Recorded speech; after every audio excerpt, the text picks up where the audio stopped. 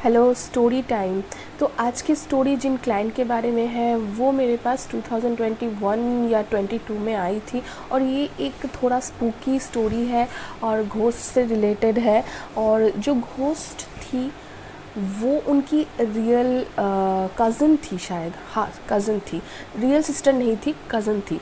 तो स्टोरी शुरू करने से पहले मैं उनका जो रिव्यू उन्होंने मुझे दिया था वो यहाँ कहीं डाल दूँगी। पर जो रिव्यू है वो बंगाली में है क्योंकि वो खुद एक बंगाली है, तो शायद सबको ये समझ में नहीं आएगा। पर मैं शॉर्ट में बता देती हूँ। उसमें जो रिव्यू है उसमें लिखा है कि आपसे बात करके और आप से रेमेडीज़ लेकर मैं और मेरी फैमिली पहले से बहुत ठीक है, ऐसा कुछ उनका रिव्यू था। तो ये जो क्लाइंट थी इनकी जो भतीजी थी उन्होंने मुझे कॉल किया था और ऐसा होता था कि वो हर साल कुछ ना कुछ उनके साथ बड़ा कुछ होता था, एक्सीडेंट। पहले तो उनका कैंसर हो गया था, कैंसर जब वो ठीक हो गई उसके बाद फिर एक साल बाद उनका फिर से एक बहुत बड़ा एक्सीडेंट हो गया जब वो छत से गिर गई। और उस टाइम मुझे कांटेक्ट किया उन्होंने। तो जब वो गिर गई तो जो भतीजी है उसने मुझे कहा कि दीदी ऐसा ऐसा है और आप देखिए प्लीज़ क्या प्रॉब्लम हो रही है। तो मैंने जब देखा तो मुझे एक विज़न आया कि उनके घर में एक बॉक्स है, ऐसा चौकोन बॉक्स, स्क्वायर बॉक्स, और उसके अंदर बहुत सारी पुरानी तस्वीरें हैं।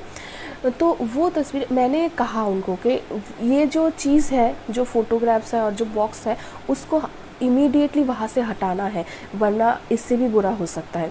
तो मैंने जैसा कहा उन्होंने किया।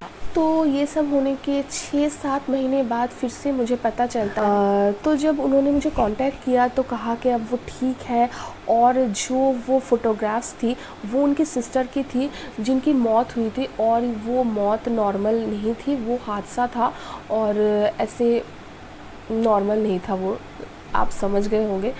तो जो भी है, तो वो बार बार अपने उस बहन को याद करती थी, फ़ोटोग्राफ्स निकालती थी और बहुत रोती थी।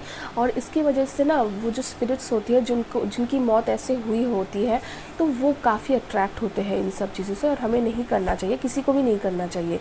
तो उसके बाद जब मुझे उन लेडी से बात करने का मौका मिला तो उन्होंने कहा कि मुझे बिल्कुल याद है कि इवनिंग का टाइम था और मुझे किसी ने पुश किया। तो अब काफ़ी साल हो चुका है, वो बिल्कुल ठीक है और उसके बाद कोई भी एक्सीडेंट कुछ नहीं हुआ उनके साथ। और जब भी अभी भी वो मेरे कांटेक्ट में है, जब भी कोई प्रॉब्लम होती है वो मुझे ही फ़ोन करती है। तो ये था आज का स्टोरी। कैसा लगा? अगर अच्छा लगा हो तो लाइक कमेंट शेयर, और मैं मिलती हूँ फिर से नए वीडियो के साथ। टाटा।